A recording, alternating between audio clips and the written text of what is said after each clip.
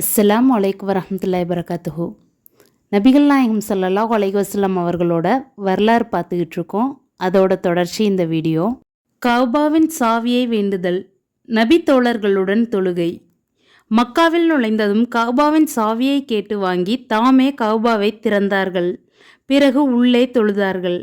நபி ஸல்லல்லாஹு அலைஹி வஸல்லம் அவர்கள் மக்கா வெற்றியின் போது கஸ்வா எனும் தமது ஒட்டகத்தின் மீது பயணம் செய்தபடி உசாமார் அலி அவர்களை தமக்கு பின்னால் அமர்த்தி கொண்டு முன்னோக்கி சென்றார்கள்.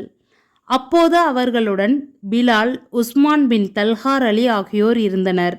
இறுதியில் அவர்கள் தம் ஒட்டகத்தை இறையில்லம் கஅபாவின் அருகே மண்டியிட்டு அமரச் செய்தார்கள். பிறகு உஸ்மான் பின் தல்ஹார் அலி அவர்களிடம் கஅபாவின் சாவியை எம்மிடம் கொண்டு வாருங்கள் என்று சொல்ல, அவரும் சாவியை கொண்டு வந்து நபி ஸல்லல்லாஹு அலைஹி வஸல்லம் அவர்களுக்காக கதவை திறந்தார். நபி ஸல்லல்லாஹு அலைஹி வஸல்லம் அவர்களும் உசாமா, பிலால், உஸ்மான் பின் தல்ஹா ஆகியோரும் உள்ளே நுழைந்தனர். பிறகு அவர்கள் கஅபாவின் கதவை மூடிக்கொண்டு நீண்ட பகல் முழுவதும் தங்கி பிறகு வெளியேறினர். மக்கள் கஅபாவின் உள்ளே நுழைய போட்டியிட்டனர். நான் அவர்களை முந்திக்கொண்டு உள்ளே நுழைந்து விட்டேன். அப்போது பிலால் அலி அவர்கள் கதவுக்கு பின்னால் நின்று கொண்டிருக்க கண்டேன். அவர்களிடம் நான், அல்லாஹ்வின் தூதர் ஸல்லல்லாஹு அலைஹி வஸல்லம் அவர்கள் எங்கே தொழுதார்கள் என்று கேட்டேன். அவர்கள் அந்த இரு தூண்களுக்கிடையே தொழுதார்கள் என்று சொன்னார்கள். அப்போது இறையில்லம் கஅபாவுக்கு 2 வரிசைகளில் 6 தூண்கள் இருந்தன.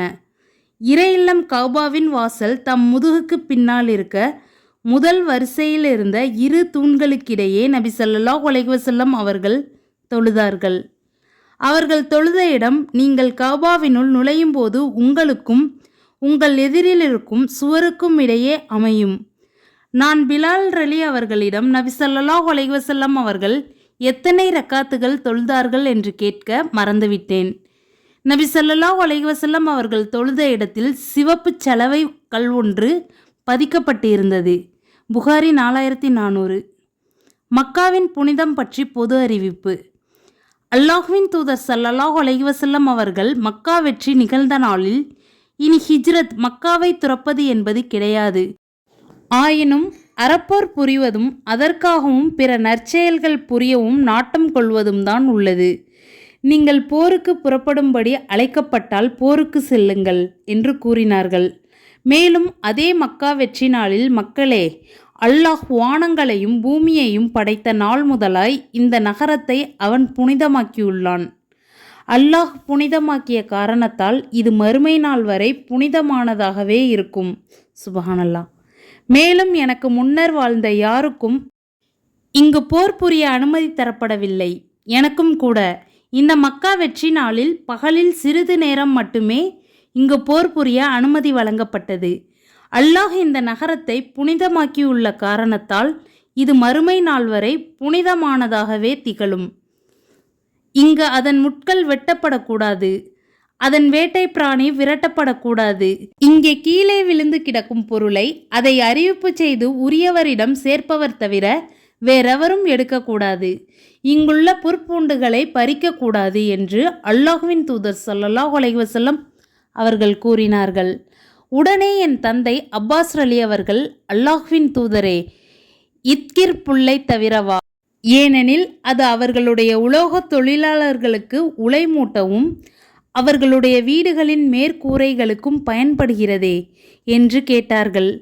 அல்லாஹ்வின் தூதர் ஸல்லல்லாஹு அலைஹி வஸல்லம் அவர்கள், ஆம், இத்கிரை தவிர என்று விடையளித்தார்கள். முஸ்லிம் 2632. அபூ ஹுரைரா அலி அவர்கள் கூறுகிறார்கள், அல்லாஹு தஆலா தன் தூதருக்கு மக்கா நகர வெற்றியை அளித்தபோது அவர்கள் மக்கள் மத்தியில் நின்று அல்லாஹுவை புகழ்ந்துவிட்டு, அல்லாஹு தஆலா மக்காவை துவம்சம் செய்வதை விட்டு யானை படையை தடுத்தான்.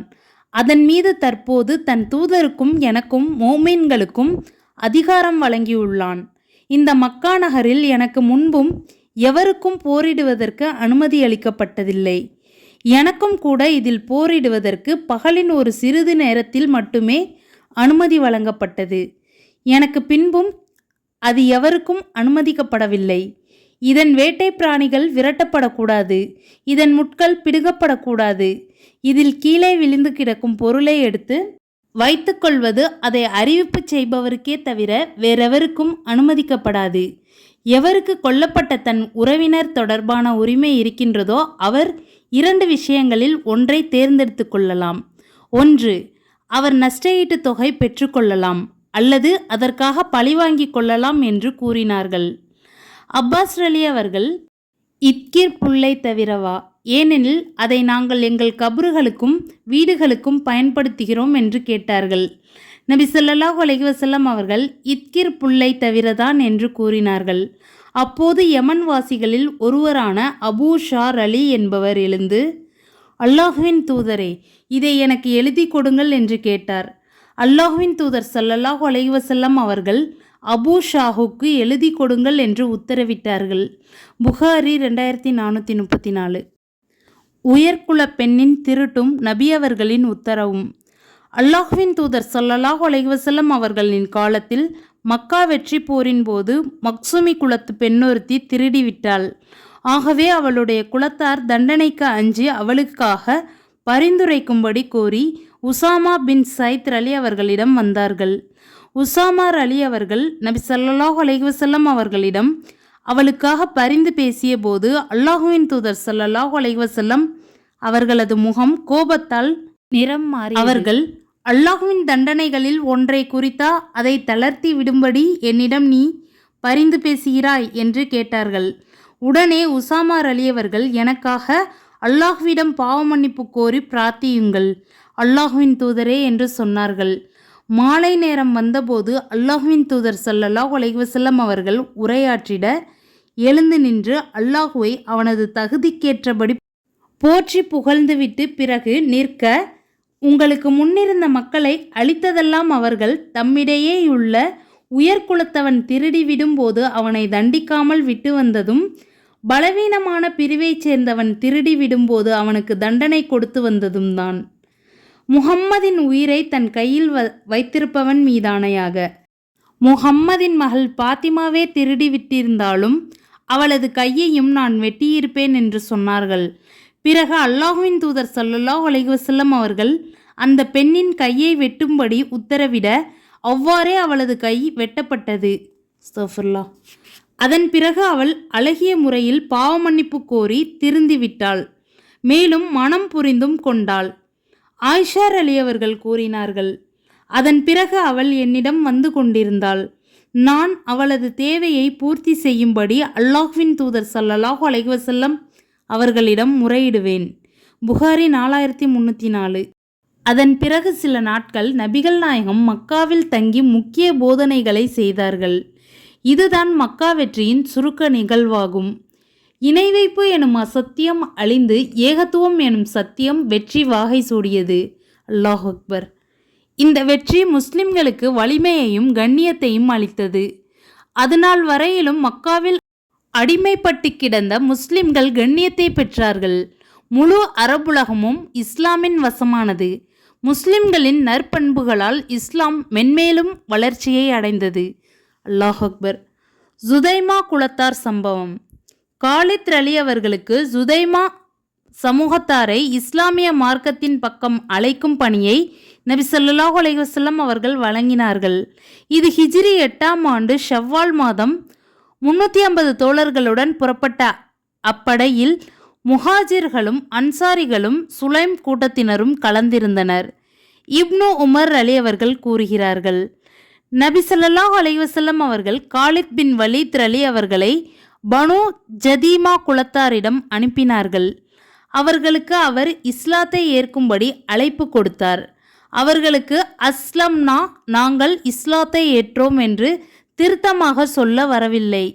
ஆகவே அவர்கள் தங்களுடைய வழக்குப்படி சஃபஹ்னா நாங்கள் மதம் மாறிவிட்டோம் என்று சொல்லலானார்கள். உடனே காலித் அலி அவர்கள் அவர்களில் சிலரை கொல்லவும் சிலரை சிறைபிடிக்கவும் தொடங்கினார். அவர் தம்முடன் வந்திருந்த எங்களில் ஒவ்வொருவரிடமும் அவரவருடைய கைதியை ஒப்படைத்தார். ஒரு நாள் காலித் எங்களில் ஒவ்வொருவரும் தம்மிடம் இருக்கும் கைதியை கொல்ல வேண்டுமென உத்தரவிட்டார். நான் அல்லாஹுவின் மீதானையாக என்னிடம் உள்ள கைதியை நான் கொல்ல மாட்டேன். மேலும் என் சகாக்களில் ஒருவரும் தம்மிடம் இருக்கும் கைதியை கொல்ல மாட்டார் என்று சொன்னேன். இறுதியில் நாங்கள் நபி ஸல்லல்லாஹு அலைஹி வஸல்லம் அவர்களிடம் சென்று விஷயத்தை சொன்னோம். அப்போது நபி ஸல்லல்லாஹு அலைஹி வஸல்லம் அவர்கள் தம் கரங்களை உயர்த்தி, இறைவா, காலித் செய்த தவறுகளுக்கும் எனக்கும் தொடர்பில்லை என்று உன்னிடம் தெரிவித்துக் கொள்கிறேன் என்று இருமுறை சொன்னார்கள். புகாரி 4339. கொல்லப்பட்டவர்களின் சொந்தங்களுக்கு தியத் வழங்குவதற்காக நபி ஸல்லல்லாஹு அலைஹி வஸல்லம் அலியை அனுப்பி வைத்தார்கள். இப்பிரச்சனையில் அப்துர் ரஹ்மான் இப்னு அவுஃபுக்கும் காலிதுக்கும் பேச்சு முற்றி போய் வாக்குவாதம் ஏற்பட்டது. காலித் அலி அப்துர் ரஹ்மான் அவர்களை திட்டினார்கள். இதனை அறிந்த நபி அவர்கள் காலிதிற்கு அறிவுரை கூறினார்கள்.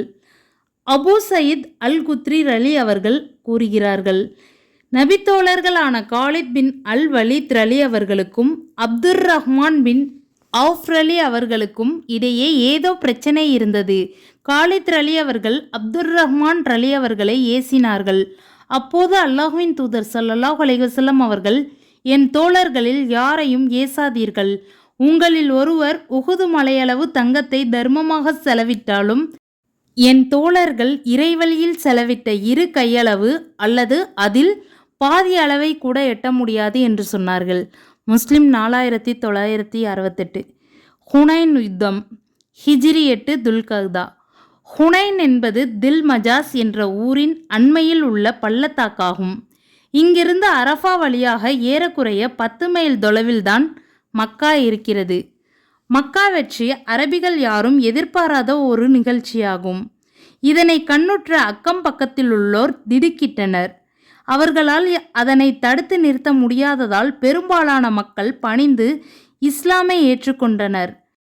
எனினும் கர்வமும் வம்பும் முரட்டு குணமும் கொண்ட சமூகத்தவர்கள் அடிபணிய மறுத்தனர். இவர்களில் ஹவாசின், கத்ஃபான், சகீஃப் கோத்திரத்தினர் முன்னிலையில் வகித்தனர். இவர்களுடன் கைஸ், ஐலான் கோத்திரத்தைச் சார்ந்த நசிர், ஜுசம், ஷஅத் இப்னு பக்ர் ஆகிய குடும்பத்தினரும் ஹிலால் குடும்பத்தைச் சேர்ந்த சிலரும் சேர்ந்து கொண்டனர்.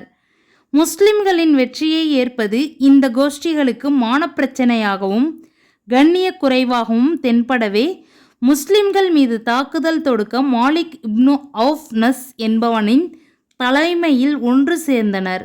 அனஸ் பின் மாலிக் அலி அவர்கள் கூறுகிறார்கள், ஹுனைன் போரின் போது ஹவாசின் குலத்தாரும் கத்ஃபான் குலத்தாரும் மற்றவர்களும் தம் கால்நடைகளுடனும் குழந்தை குட்டிகளுடனும் போர்க்களத்தில் நபி ஸல்லல்லாஹு அலைஹி வஸல்லம் அவர்களை எதிர்கொண்டனர். புகாரி 4337. அனஸ் கூறுகிறார், இணை வைப்பாளர்கள் நான் பார்த்தவற்றிலேயே மிக அழகான முறையில் அணிவகுத்து வந்தனர். முதலில் குதிரை படைகள் நிறுத்தப்பட்டன. பிறகு காலாட்படையினரும் அதற்கு பின் பெண்கள் அணியும் நிறுத்தப்பட்டது. பிறகு ஆடுகளும் பின்னர் இதர கால்நடைகளும் நிறுத்தப்பட்டன. முஸ்லிம் 1914. மக்காவிலிருந்து ஹுனைனை நோக்கி. ஹிஜ்ரி 8 சவ்வால் மாதம் நபி ஸல்லல்லாஹு அலைஹி வஸல்லம் அவர்கள் 10,000 வீரர்களுடன் மக்காவிலிருந்து ஹுனைனை நோக்கி புறப்பட்டார்கள். இவர்களில் பெரும்பாலோர் புதிதாக இஸ்லாமை ஏற்றவர்கள். மக்காவிற்குள் வந்து சரியாக 19வது நாள் நபி ஸல்லல்லாஹு அலைஹி வஸல்லம் ஹுனைன் நோக்கி புறப்படுகிறார்கள். அன்று மாலை குதிரை வீரர் ஒருவர் வந்து, நான் மலை மீது ஏறி பார்த்தேன். அப்போது ஹவாஜின் கிளையினர் தங்களது குடும்பங்கள் செல்வங்களுடன் ஹுனைனில் குழுமி இருக்கின்றார்கள் என்று கூறினார். இதனை செவியேற்ற நபி ஸல்லல்லாஹு அலைஹி வஸல்லம் அவர்கள், இன்ஷா அல்லாஹ் நாளை அவை முஸ்லிம்களின் கனிமா பொருளாகிவிடும் என புன்னகை ததும்ப கூறினார்கள். அன்றிரவு படையின் பாதுகாப்புக்கு அனஸ் இப்னு அபு மர்சத் கனவீர் அலி பொறுப்பேற்றார். அபுதாவுது 2140.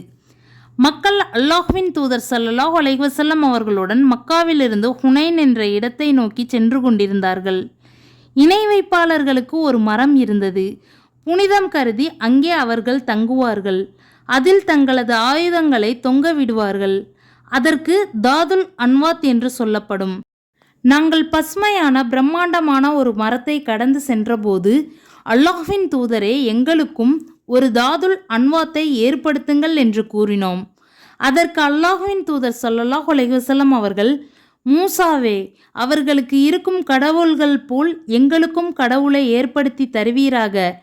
7:138 திருக்குர்ஆன். என்று மூசா அலைஹிவஸல்லம் அவர்களின் சமுதாயத்தினர்கள் கேட்டதை போன்று நீங்கள் கேட்டுள்ளீர்கள். எனது உயிர் எவனது கைவசம் உள்ளதோ அவன் மீது சத்தியமாக, இவையெல்லாம் நரகத்திற்கு அழைத்து செல்லும் வழிகள். உங்களுக்கு முன் வாழ்ந்தவர்களின் வழியை ஒவ்வொன்றாக நீங்கள் கடைபிடிப்பீர்கள் என்று கூறினார்கள். அஸ்தஃபிருல்லாஹ். அறிவிப்பவர் அபு வாக்கித் அலி. நூல் அஹ்மத் 20892. நோன்பை விடுமாறு கட்டளையிடுதல். இப்னு அப்பாஸ் அலி அவர்கள் கூறுகிறார்கள், நபி ஸல்லல்லாஹு அலைஹி வஸல்லம் அவர்கள் ரமலான் மாதத்தில் மக்கா வெற்றிக்கு பின் ஹுனைன் நோக்கி புனித போருக்காக புறப்பட திட்டமிட்டார்கள். அப்போது மக்கள் நோன்பு நோக்கும் விஷயத்தில் பல தரப்பட்டவர்களாயிருந்தனர். சிலர் நோன்பு நோற்றிருந்தார்கள், சிலர் நோன்பு நோற்றிருக்கவில்லை. நபி ஸல்லல்லாஹு அலைஹி வஸல்லம் அவர்கள் தமது வாகனத்தில் நன்கு அமர்ந்து கொண்டபோது ஒரு பால் பாத்திரத்தை அல்லது தண்ணீர் பாத்திரத்தை கொண்டு வரும்படி கூறி அதை தம் உள்ளங்கையில் அல்லது தமது வாகனத்தில் வைத்தார்கள். பிறகு மக்களை பார்த்தார்கள். உடனே நோன்பை விட்டுவிட்டவர்கள் நோன்பு நோற்றிருந்தவர்களிடம், நீங்களும் நோன்பை விடுங்கள் என்று சொன்னார்கள். புகாரி 4277. உளவாளிகள் ஊடுருவுதல். சலமா பின் அக்வஹர் அலி அவர்கள் கூறுகிறார்கள், நபி ஸல்லல்லாஹு அலைஹி வஸல்லம் அவர்கள் ஹுனைன் போருக்கான பயணத்தில் இருந்தபோது அவர்களிடம் இணை வைப்பவர்களிடையே இருந்து உளவாளி ஒருவன் வந்தான். நபி ஸல்லல்லாஹு அலைஹி வஸல்லம் அவர்களின் தோழர்களிடம் பேசியபடி அமர்ந்து கொண்டான். பிறகு திரும்பி சென்று விட்டான். நபி ஸல்லல்லாஹு அலைஹி வஸல்லம் அவர்கள் விஷயம் தெரிந்தவுடன் அவனை தேடி பிடித்து கொன்றுவிடுங்கள் என்று உத்தரவிட்டார்கள். நான் அவனை தேடி பிடித்து கொன்றுவிட்டேன். அவனிடமிருந்து கைப்பற்றப்பட்ட அவனது உடைமைகளை போர் செல்வத்தில் என் பங்கிற்கு மேல் உபரியாக நபி ஸல்லல்லாஹு அலைஹி வஸல்லம் அவர்கள் எனக்கு கொடுத்தார்கள். புகாரி 3051. முஹஸ்ஸப் பள்ளத்தாக்கில் முகாமிடுதல். அல்லாஹ்வின் தூதர் ஸல்லல்லாஹு அலைஹி வஸல்லம் அவர்கள் மக்கா வெற்றி முடிந்து ஹுனைன் போருக்கு செல்ல திட்டமிட்ட போது, அல்லாஹ் நாடினால் நாளை நாம் தங்கப்போகும் இடம் பனு கினானா குலத்தாரின் முஹஸ்ஸப் என்னும் பள்ளத்தாக்கு ஆகும். அந்த இடத்தில்தான் மக்கா குறைஷிகள் இறைமறுப்பின் மீதே நிலைத்து இருக்கப் போவதாக சபதம் செய்தார்கள் என்று கூறினார்கள். புகாரி 4285. முஸ்லிம்கள் திடீரென தாக்கப்படுதல். இஸ்லாமிய படை ஹுனைன் வந்தடைந்தது. முஸ்லிம்களுக்கு முன்னதாகவே மாலிக் இப்னு அவுஃப் தனது படையுடன் அங்கு வந்து ஹுனைன் பள்ளத்தாக்கு முழுவதும் நிறுத்தி வைத்து விட்டான். மேலும் நன்கு அம்பெறிவதில் தேர்ச்சி பெற்ற வீரர்களை பதுங்கு குழிகளிலும் நெருக்கமான வளைவுகளிலும் முக்கிய நுழைவிடங்களிலும் பாதைகளின் ஓரங்களிலும் தங்க வைத்து விட்டான். முஸ்லிம்கள் தங்களுக்கு எதிரில் வந்தவுடன் முதலில் அம்புகளால் அவர்களை தாக்க வேண்டும், பின்பு அவர்கள் மீது பாய்ந்து நேருக்கு நேராக தாக்க வேண்டும் என்று கட்டளையிட்டான். முஸ்லிம்கள் பின்வாங்கி ஓடுதல். எதிரிகளின் அதிரடி தாக்குதலை எதிர்பார்க்காத முஸ்லிம்கள் பின்வாங்கி ஓட ஆரம்பித்தனர். அனஸ் அலி அவர்கள் கூறுகிறார்கள், ஹுனைன் போரின் போது ஹவாஸின் குலத்தார் நபி ஸல்லல்லாஹு அலைஹி வஸல்லம் அவர்களை போர்க்களத்தில் சந்தித்தனர். அப்போது நபி ஸல்லல்லாஹு அலைஹி வஸல்லம் அவர்களுடன் புனித போர் வீரர்கள் 10,000 பேர் இருந்தனர். மக்கா வெற்றியின் போது மன்னிப்பளிக்கப்பட்டவர்களும் இருந்தனர். அப்போது ஹவாஸின் குலத்தாரின் அதிரடி தாக்குதலை சமாளிக்க முடியாமல் அவர்கள் பின்வாங்கி சென்றனர். புகாரி 4333. நபி ஸல்லல்லாஹு அலைஹி வஸல்லம் அவர்களை தனியே விட்டு பின்வாங்கி சென்று விட்டனர். இறுதியில் நபி ஸல்லல்லாஹு அலைஹி வஸல்லம் அவர்கள் மட்டும் தனியே எஞ்சி நின்றார்கள். அப்போது அவர்கள் 2 முறை அழைப்பு விடுத்தார்கள். இரண்டையும் கலந்து விடாமல் இடைவெளிக்கு இருக்குமாறு பார்த்து கொண்டார்கள். தம் வலப்பக்கம் திரும்பி அன்சாரிகளே என்று அழைக்க அவர்கள், இதோ வந்துவிட்டோம், அல்லாஹுவின் தூதரே, நாங்கள் உங்களுடன் தான் இருக்கின்றோம், கவலைப்படாமல் மகிழ்ச்சியுடன் இருங்கள் என்று சொன்னார்கள். பிறகு நபி ஸல்லல்லாஹு அலைஹி வஸல்லம் அவர்கள் தம் இடப்பக்கம் திரும்பி அன்சாரிகளே என்று அழைத்தார்கள். அவர்கள் மீண்டும், இதோ தங்கள் அழைப்புக்கு கீழ்ப்படிந்து வந்தோம், அல்லாஹுவின் தூதரே, கவலையின்றி மகிழ்ச்சியுடன் இருங்கள், நாங்கள் உங்களுடன் தான் இருக்கின்றோம் என்று சொன்னார்கள். புகாரி 4337. நபி ஸல்லல்லாஹு அலைஹி வஸல்லம் அவர்கள் தம் வாகனத்தை விட்டு இறங்கி, நான் அல்லாஹ்வின் அடியாரும் அவனுடைய தூதரும் ஆவேன் என்று சொன்னார்கள். பிறகு அந்த போரில் இணை வைப்பவர்கள் தோற்றுவிட்டனர். புகாரி 4333. ஒரு மனிதர் பராஉ பின் ஆசிஃப் அலி அவர்களிடம், நீங்கள் அல்லாஹுவின் தூதரை விட்டுவிட்டு ஹுனைன் போர் அன்று பின்வாங்கி விட்டீர்களாமே, உண்மைதானா என்று கேட்டார். அதற்கு அவர்கள், ஆம் உண்மைதான், ஆனால் அல்லாஹுவின் தூதர் ஸல்லல்லாஹு அலைஹி வஸல்லம் அவர்கள் பின்வாங்கி செல்லவில்லை. ஹவாஸின் குலத்தார் அம்பெய்வதில் தேர்ச்சி பெற்றவர்களாக இருந்தார்கள். நாங்கள் அவர்களை போரில் சந்தித்த போது அவர்கள் மீது கடும் தாக்குதல் நடத்தினோம். அதனால் அவர்கள் தோற்று போய்விட்டார்கள். ஆகவே முஸ்லிம்கள் போர்க்களத்திலிருந்த எதிரிகளின் செல்வங்களை எடுத்து செல்ல முனைந்தார்கள். எதிரிகள் அம்புகளை எய்து எங்களை எதிர்கொண்டார்கள். அல்லாஹுவின் தூதரோ பின்வாங்கி செல்லவில்லை. நாங்கள்தான் பின்வாங்கி ஓடி வந்து விட்டோம். நான் நபி ஸல்லல்லாஹு அலைஹி வஸல்லம் அவர்களை தமது பைலா எனும் வெண்ணிற கோவேறு கழுதையில் அமர்ந்திருந்த நிலையில் பார்த்தேன். அபூ சுஃபியான் ரலியவர்கள் அதன் கடிவாளத்தை பிடித்து கொண்டிருந்தார்கள். நபி ஸல்லல்லாஹு அலைஹி வஸல்லம் அவர்கள், நான் இறை தூதராவேன், இது பொய்யல்ல, நான் அப்துல் முத்தலிபின் மகனின் மகனாவேன் என்று பாடியபடி கூறிக்கொண்டிருந்தார்கள். அன்று நபி ஸல்லல்லாஹு அலைஹி வஸல்லம் அவர்களை விட துணிச்சலுடையவர் எவரும் மக்களிடையே காணப்படவில்லை என்று கூறினார்கள். புகாரி 2864, 3042.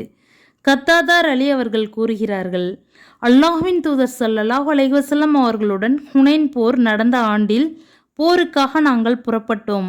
எதிரிகளை போர்க்களத்தில் நாங்கள் சந்தித்த போது ஆரம்பத்தில் முஸ்லிம்களுக்குள் பதற்றம் நிலவியது. அவர்கள் தோல்வியுற்றனர். நான் இணை வைப்பவன் ஒருவனை பார்த்தேன். அவன் ஒரு முஸ்லிமின் மீது ஏறி உட்கார்ந்து கொண்டு அவரை கொல்ல முயன்றான்.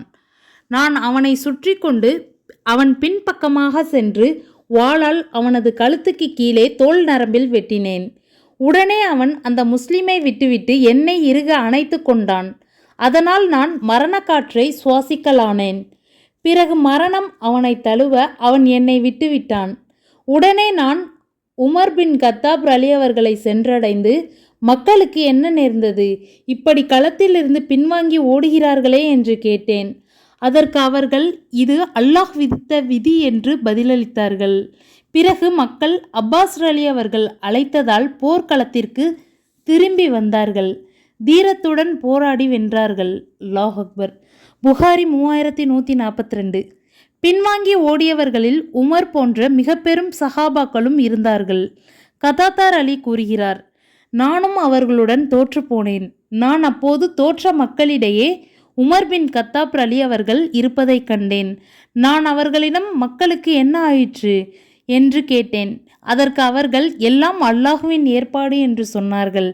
பிறகு மக்கள் நபி ஸல்லல்லாஹு அலைஹி வஸல்லம் அவர்களிடம் திரும்பி வந்து தீரத்துடன் போரிட்டு வென்றார்கள். புகாரி 4322. முஸ்லிம்கள் பின்வாங்கி ஓடியதை பற்றி திருமறை குர்ஆன் பின்வருமாறு பேசுகிறது. பல களங்களில் அல்லாஹ் உங்களுக்கு உதவி செய்திருக்கிறான்.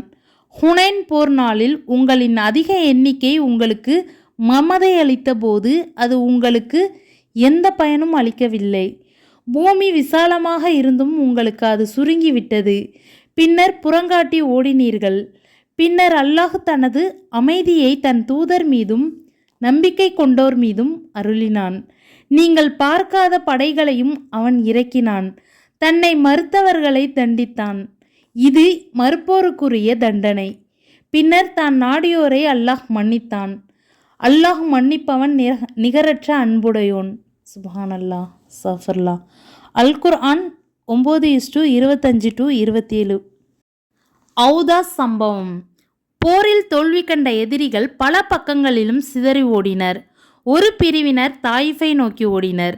வேறொரு பிரிவினர் நக்லா என்ற ஊரை நோக்கி ஓடினர். மற்றும் ஒரு பிரிவினர் ஔதாஸை நோக்கி ஓடினர். அவர்களை எதிர்கொள்வதற்காக நபி ஸல்லல்லாஹு அலைஹி வஸல்லம் அவர்கள் ஒரு படையை அனுப்பினார்கள். அதற்கு அபு ஆமிர் அலி தலைமையேற்றார்.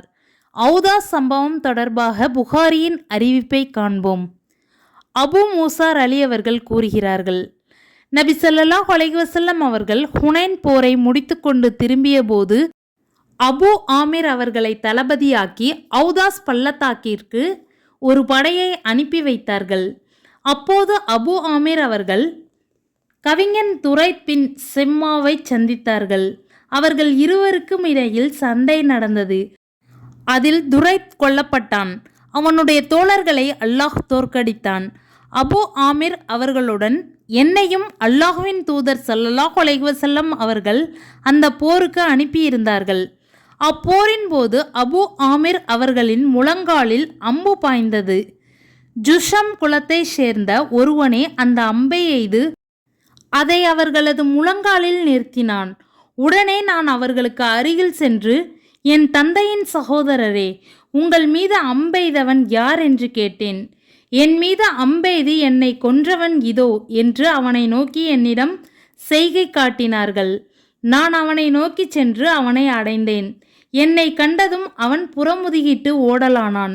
அவனை பின்தொடர்ந்து நானும் ஓடிக்கொண்டே, என்னை கண்டு ஓடுகிறாயே, உனக்கு வெட்கமில்லையா? நீ நிற்க மாட்டாயா என்று கேட்டேன். உடனே அவன் ஓடுவதை நிறுத்தி கொண்டான். பிறகு நாங்கள் இருவரும் வாளினால் மோதிக்கொண்டோம்.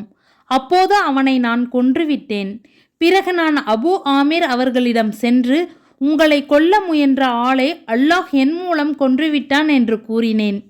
பிறகு எனது முழங்காலில் பாய்ந்திருக்கும் இந்த அம்பை பிடுங்கி எடு என்று அவர்கள் கூற, உடனே நான் அதை பிடுங்கினேன். அதிலிருந்து நீர் கொட்டியது. என் சகோதரரின் மகனே, நபி ஸல்லல்லாஹு அலைஹி வஸல்லம் அவர்களுக்கு என் சலாம் கூறி எனக்காக அல்லாஹ்விடம் பாவ மன்னிப்பு கேட்கும்படி கோரு என்று அபு ஆமிர் அலி அவர்கள் சொன்னார்கள். பிறகு என்னை தம் பிரதிநிதியாக மக்களுக்கு நியமித்துவிட்டு சிறிது நேரத்திற்கு பின் அபு ஆமிர் அலி அவர்கள் வீர மரணம் அடைந்தார்கள். அல்லாஹ் அக்பர். பிறகு அங்கிருந்து நான் திரும்பி நபி ஸல்லல்லாஹு அலைஹி வஸல்லம் அவர்களிடம் வந்தேன். அப்போது அவர்கள் தமது வீட்டில் பேரிச்சம் நாரினால் வேயப்பட்ட கயிற்றுக்கட்டிலில் படுத்திருந்தார்கள். அதன் மீது விருப்பு ஒன்று இருந்தது. எனினும் கட்டிலின் கயிறு நபி ஸல்லல்லாஹு அலைஹி வஸல்லம் அவர்களின் முதுகிலும் இரு விலாப்புறங்களிலும் அடையாளம் பதித்திருந்தது. பிறகு அவர்களிடம் எங்கள் செய்தியையும் அபு ஆமிர் அவர்களின் செய்தியையும் கூறி தமக்காக பாவ மன்னிப்பு கேட்கும்படி ஆமிர் அவர்கள் வேண்டியிருக்கிறார்கள் என்பது பற்றியும் கூறினேன். அப்போது நபி ஸல்லல்லாஹு அலைஹி வஸல்லம் அவர்கள் தண்ணீர் கொண்டு வரும்படி கூறி அதில் உழு செய்தார்கள். பிறகு தம் இரு கரங்களையும் உயர்த்தி, இறைவா, அபு ஆமிர் உபைதுக்கு நீ மன்னிப்பு அளிப்பாயாக. மறுமை நாளில் உன் படைப்பினமான மனிதர்களில் பலரையும் விட அந்தஸ்தில் உயர்ந்தவராக அவரை ஆக்குவாயாக என்று பிரார்த்தித்தார்கள். அப்போது அவர்களின் அக்குள்கள் இரண்டின் வெண்மையையும் நான் பார்த்தேன். உடனே நான், எனக்காகவும் பாவ மன்னிப்பு கோருங்கள் நபியே என்று கூறினேன். அதற்கு அவர்கள், இறைவா, அப்துல்லாஹ் பின் கைஸின் பாவத்தை மன்னித்து மறுமை நாளில் கண்ணியம் நிறைந்த இருப்பிடத்திற்கு அவரை அனுப்புவாயாக என்று பிரார்த்தித்தார்கள். புகாரி 4323. இப்போரில் தோற்ற பெரும்பாலான முஸ்ரிக்குகள் தாயிஃபை நோக்கிதான் ஓடினர். எனவே கனிமத்து பொருட்களை ஒழுங்குபடுத்தி ஒன்று சேர்த்து வைத்துவிட்டு தாயிஃபை நோக்கி நபி ஸல்லல்லாஹு அலைஹி வஸல்லம் படையுடன் பயணமானார்கள். கனிமா பொருட்கள். இப்போரில் முஸ்லிம்களுக்கு ஏராளமான கனிமத்து பொருட்கள் கிடைத்தன. 6000 அடிமைகள், 24,000 ஒட்டகங்கள், 40,000த்திற்கும் அதிகமான ஆடுகள், 4,000 ஊக்கியா வெள்ளிகள் ஆகியவை கனிமத்தாக வெற்றி பொருளாக கிடைத்தன. நபி ஸல்லல்லாஹு அலைஹி வஸல்லம் இவற்றை ஒன்று சேர்த்து ஜிஹ்ரானா என்ற இடத்தில் வைத்து அதற்கு மஸ்ஊது இப்னு அம்ரு கிஃபாயை பாதுகாவலராக நியமித்தார்கள். தாயிஃப் சென்று திரும்பிய பிறகுதான் இவற்றை நபி ஸல்லல்லாஹு அலைஹி வஸல்லம் பங்கிட்டார்கள். தாயிஃப் போர். இப்போர் உண்மையில் ஹுனைன் போரின் ஒரு தொடராகும். ஹவாஜின் சகீப் கிளையினரில் தோல்வியடைந்த அதிகமானவர்கள் தாயிஃபில் அடைக்கலம் புகுந்தனர். தாயிஃபின் கோட்டையில் எதிரிகள் அடைக்கலம் புகுந்திருந்தனர். நபி ஸல்லல்லாஹு அலைஹி வஸல்லம் அக்கோட்டையை சுற்றி முற்றுகையிட்டார்கள். அந்த முற்றுகை 40 நாட்கள் நீடித்தது. முஸ்லிம் 1914. அப்துல்லாஹ் பின் அம்ர் அலி அவர்கள் கூறியதாவது, அல்லாஹ்வின் தூதர் ஸல்லல்லாஹு அலைஹி வஸல்லம் அவர்கள் தாயிஃப் நகரத்தை முற்றுகையிட்ட போது அவர்களால் அம்மக்களை ஒன்றும் செய்ய முடியவில்லை. எனவே இறைவன் நாடினால் நாம் நாளை மதினாவுக்கு திரும்பிச் செல்வோம் என்று அவர்கள் சொன்னார்கள். அவர்கள் இப்படி சொன்னது நபித்தோழர்களுக்கு வருத்தமளித்தது. அவர்கள் இதை வெற்றி கொள்ளாமல் நாம் திரும்பி செல்வதா என்று பேசிக்கொண்டார்கள். நபி ஸல்லல்லாஹு அலைஹி வஸல்லம் அவர்கள் மீண்டும் ஒரு முறை நாம் திரும்பிச் செல்வோம் என்று சொன்னார்கள். பிறகு தோழர்களின் தயக்கத்தை கண்டு முற்பகலிலேயே போர் புரியுங்கள் என்று சொன்னார்கள். அவ்வாறே அவர்கள் முற்பகலில் போர் புரிய அதனால் பலத்த காயங்களுக்கு ஆளானார்கள். அப்போது நபி ஸல்லல்லாஹு அலைஹி வஸல்லம் அவர்கள் இறைவன் நாடினால் நாளை நாம் மதீனாவுக்கு திரும்பிச் செல்வோம் என்றார்கள். நபி ஸல்லல்லாஹு அலைஹி வஸல்லம் அவர்கள் இப்படி சொன்னது நபி தோழர்களுக்கு இப்போது மகிழ்ச்சியை அளித்தது. அவர்களின் மகிழ்ச்சியை கண்டு நபி ஸல்லல்லாஹு அலைஹி வஸல்லம் அவர்கள் சிரித்தார்கள். புகாரி 4325. கோட்டையில் இருந்து வெளியேறி பலர் நபி ஸல்லல்லாஹு அலைஹி வஸல்லம் அவர்களிடம் சரணடைந்தனர். அதில் பிரசித்தி பெற்ற அபூ பக்ராவும் ஒருவர். தாயிஃப் நகர மக்களின் அடிமைகள் சிலரோடு தாயிஃப் கோட்டையின் மதில் சுவரை தாண்டி குதித்து நபி ஸல்லல்லாஹு அலைஹி வஸல்லம் அவர்களிடம் வந்தார். புகாரி 4326. கனிமத்துகளை பங்கிடுதல். தாயிஃபில் முற்றுகையை முடித்து கொண்டு நபி ஸல்லல்லாஹு அலைஹி வஸல்லம் ஜிக்ரானா திரும்பி அங்கு 10 நாட்களுக்கு மேலாக தங்கியிருந்தார்கள். ஆனால் கனிமத்தை பங்கிடவில்லை. இவ்வாறு நபி ஸல்லல்லாஹு அலைஹி வஸல்லம் தாமதப்படுத்தியதற்கு காரணம் ஹவாஸின் கிளையினர் மன்னிப்பு கோரி தங்களிடம் வந்தால் அவர்களது பொருட்களை திரும்ப கொடுத்துவிடலாம் என்பதற்கே. 10 நாட்களுக்கு மேலாகியும் அவர்கள் திரும்ப வராததால் கனிமா பொருட்களை நபி ஸல்லல்லாஹு அலைஹி வஸல்லம் பங்கிட்டார்கள். கோத்திரங்களின் தலைவர்களும் மக்காவின் முக்கிய பிரமுகர்களும் தங்களின் பங்கை மிக்க ஆவலுடன் எதிர்பார்த்திருந்தனர். புதிதாக இஸ்லாமை ஏற்றிருந்த இவர்களுக்கு கனிமா முதலாவதாகவும் அதிகமாகவும் கொடுக்கப்பட்டது. கத்தாதார் அலி அவர்கள் எதிரிகளில் ஒருவனை கொன்றார்கள் என்பதை நாம் முன்னர் பார்த்தோம். நபி அவர்கள் கனிமத்துகளை பங்கிடும்போது கத்தாதார் அலி அவர்கள் தாம் ஒரு எதிரியை கொன்றதை பற்றி எடுத்துரைத்தார்கள். அது பற்றி அவர்கள் கூறுவதை கேட்போம். நபி ஸல்லல்லாஹு அலைஹி வஸல்லம் அவர்கள் அமர்ந்து கொண்டு போரில் எதிரி ஒருவரை கொன்றதற்கான ஆதாரம் எவரிடம் இருக்கின்றதோ அவருக்கே அந்த எதிரியின் உடலிலிருந்து எடுத்த பொருட்கள் உரியவை என்று கூறினார்கள். அப்போது நான் எழுந்து நின்று எனக்கு எவர் சாட்சி சொல்வார் என்று கேட்டேன். பிறகு உட்கார்ந்து கொண்டேன். மீண்டும் நபி ஸல்லல்லாஹு அலைஹி வஸல்லம் அவர்கள் போரில் எதிரி ஒருவரை கொன்றதற்கான ஆதாரம் எவரிடம் இருக்கின்றதோ அவருக்கே அந்த எதிரியின் உடலில் இருந்து எடுத்த பொருட்கள் உரியவை என்று கூறினார்கள். உடனே நான் எழுந்து நின்று எனக்கு எவர் சாட்சி சொல்வார் என்று கேட்டேன். பிறகு உட்கார்ந்து விட்டேன். பிறகு 3வது தடவையாக அதே போன்று நபி ஸல்லல்லாஹு அலைஹி வஸல்லம் அவர்கள் சொன்னார்கள். உடனே நான் எழுந்தேன். அல்லாஹ்வின் தூதர் ஸல்லல்லாஹு அலைஹி வஸல்லம் அவர்கள் அபூ கத்தாதாவே உங்களுக்கு என்ன நேர்ந்தது என்று கேட்டார்கள். நடந்த நிகழ்ச்சியை நான் அவர்களிடம் எடுத்துரைத்தேன். ஒரு மனிதர் இவர் உண்மையே சொன்னார் அல்லாஹ்வின் தூதரே, இவரால் கொல்லப்பட்டவரின் உடலில் இருந்து எடுக்கப்பட்ட பொருட்கள் என்னிடம் உள்ளன. எனக்காக அவரை ஏதாவது கொடுத்து திருப்திப்படுத்தி விடுங்கள் என்று சொன்னார். அப்போது அபூபக்கர் சித்திக் அலி அவர்கள் இல்லை, அல்லாஹ்வின் மீதானையாக அல்லாஹ்வின் சிங்கங்களில் ஒரு சிங்கம் அல்லாஹ்வின் சார்பாகவும் அவனுடைய தூதரின் சார்பாகவும் போரிட்டு தன்னால் கொல்லப்பட்டவரின் உடலில் இருந்து எடுத்த பொருளை உனக்கு கொடுக்க அல்லாஹ்வின் தூதர் ஸல்லல்லாஹு அலைஹி வஸல்லம் அவர்கள் ஒருபோதும் விரும்ப மாட்டார்கள் என்று கூறினார்கள். உடனே நபி ஸல்லல்லாஹு அலைஹி வஸல்லம் அவர்கள் அபூபக்கர் உண்மை சொன்னார் என்று கூறிவிட்டு அதை எனக்கே கொடுத்து விட்டார்கள். நான் அந்த போர்க்கவசத்தை விற்றுவிட்டு பனு சலமா குலத்தார் வாழும் பகுதியில் ஒரு பேரிச்சந்தோட்டத்தை வாங்கினேன். அதுதான் இஸ்லாத்தை தழுவிய பின் நான் சேகரித்த முதல் சொத்தாகும். புகாரி 3142. ஹுனைன் யுத்தத்தில் பிடிபட்ட கைதிகளிலிருந்து உமர் அலி அவர்களுக்கு 2 அடிமை பெண்கள் கிடைத்தார்கள். அவ்விருவரையும் அவர்கள் சுதந்திரமாக விட்டுவிட்டார்கள். உமர் அலி அவர்கள் ஹுனைன் போரில் பிடிபட்ட போர் கைதிகளிலிருந்து 2 அடிமை பெண்களை பெற்றிருந்தார்கள். அவ்விருவரையும் மக்காவிலுள்ள ஒரு வீட்டில் தங்க வைத்திருந்தார்கள். அல்லாஹ்வின் தூதர் ஸல்லல்லாஹு அலைஹி வஸல்லம் அவர்கள் ஹுனைன் போரில் பிடிபட்ட கைதிகளுக்கு கருணை காட்டி அவர்களை சுதந்திரமாக விட்டுவிட்டிருந்தார்கள். ஆகவே அவர்கள் சாலைகளில் சுதந்திரமாக நடமாடத் தொடங்கினார்கள். உடனே உமர் அலி அவர்கள் தம் மகன் அப்துல்லாஹ் அலி அவர்களிடம், அப்துல்லாஹ்வே, இங்கே பார், என்ன இது என்று கேட்டார்கள். அப்துல்லாஹ் பின் உமர் அலி அவர்கள் அல்லாஹ்வின் தூதர் ஸல்லல்லாஹு அலைஹி வஸல்லம் அவர்கள் போர்க்கைதிகள் மீது கருணை புரிந்து அவர்களை சுதந்திரமாக விட்டுவிட்டார்கள் என்று சொன்னார்கள். உடனே உமர் அலி அவர்கள், அப்படியென்றால் நீ சென்று அந்த 2 அடிமை பெண்களையும் சுதந்திரமாக செல்ல விட்டுவிடு என்று கூறினார்கள். புகாரி 3144. அன்சாரிகளின் குறையும் நபி அவர்களின் உருக்கமான உரையும்.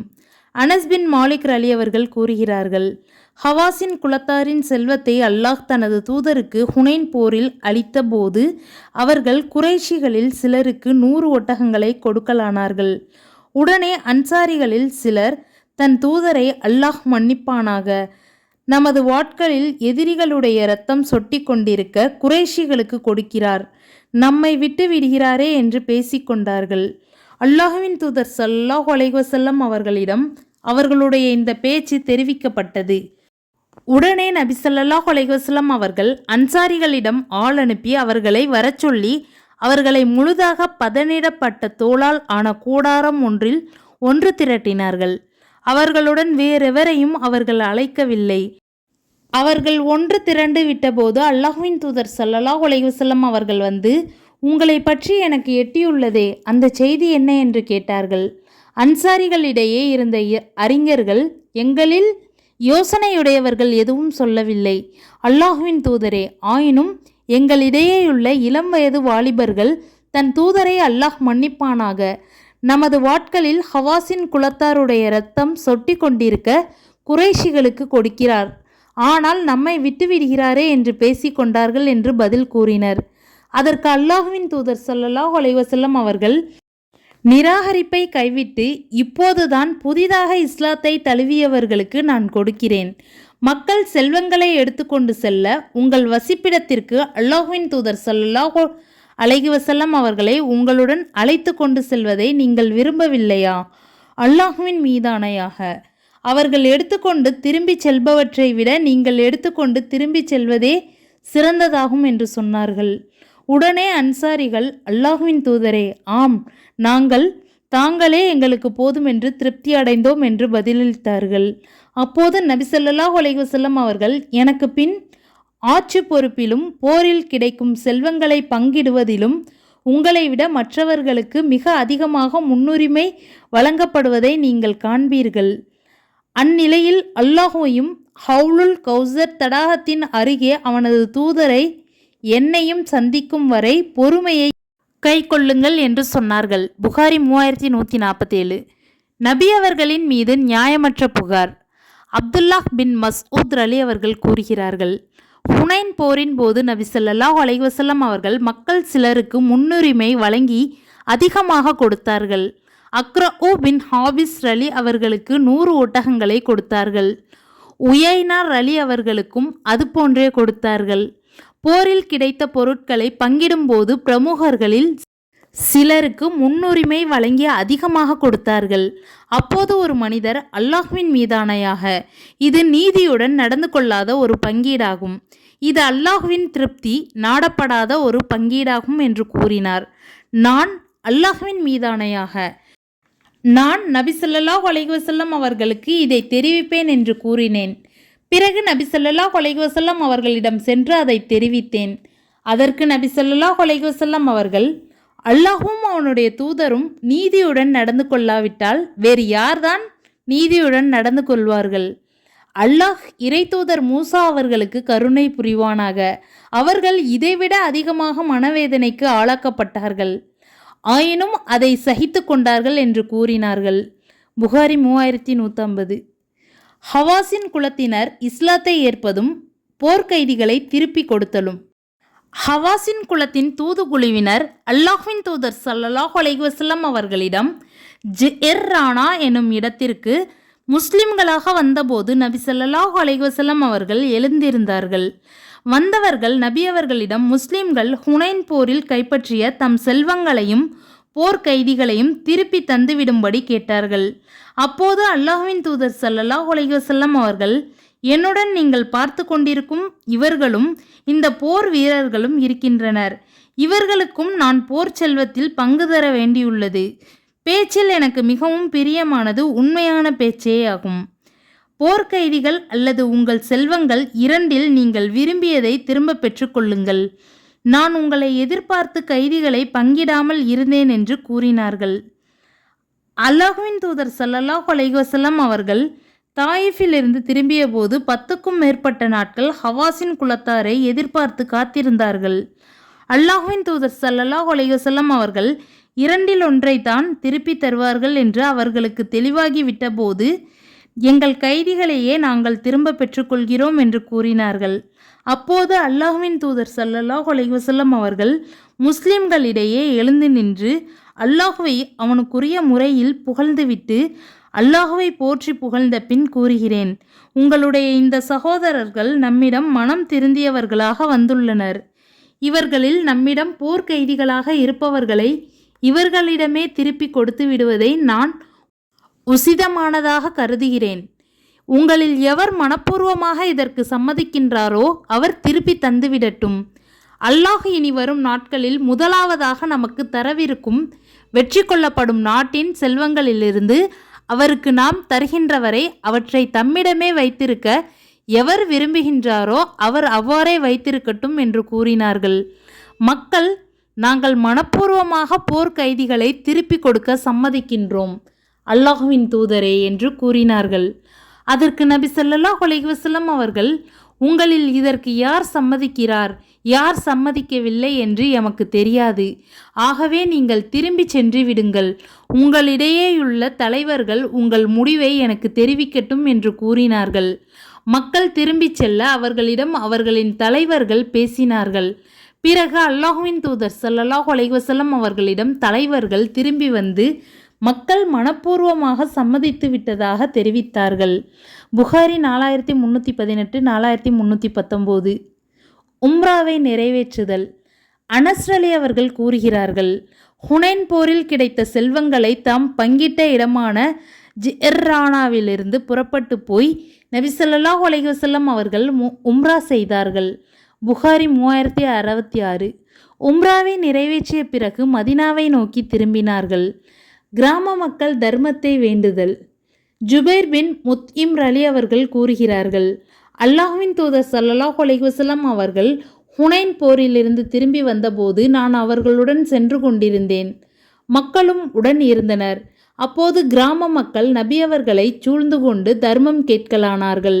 சமுரா என்னும் கருவேல முள்மரம் வரை நபி ஸல்லல்லாஹு அலைஹி வஸல்லம் அவர்களை நெருக்கி தள்ளிவிட்டார்கள். நபி அவர்களின் சால்வை முள்மரத்தில் சிக்கி கொண்டது. ஆகவே நபி ஸல்லல்லாஹு அலைஹி வஸல்லம் அவர்கள் சற்று நின்று, என் சால்வையை என்னிடம் கொடுங்கள். என்னிடம் இந்த முள்மரங்களின் எண்ணிக்கையில் ஒட்டகங்கள் இருந்திருந்தாலும் கூட அவற்றை உங்களிடையே பங்கிட்டு விட்டிருப்பேன். பிறகு என்னை நீங்கள் கருமியாகவும் காணமாட்டீர்கள், பொய்யனாகவும் காணமாட்டீர்கள், கோழையாகவும் காணமாட்டீர்கள் என்று கூறினார்கள். புகாரி 2821. இதன் தொடர்ச்சியை அடுத்த வீடியோவில் பார்ப்போம் இன்ஷா அல்லாஹ். துவா செய்யுங்க. அஸ்ஸலாமு அலைக்கும் வரஹ்மத்துல்லாஹி வபரகாத்துஹு.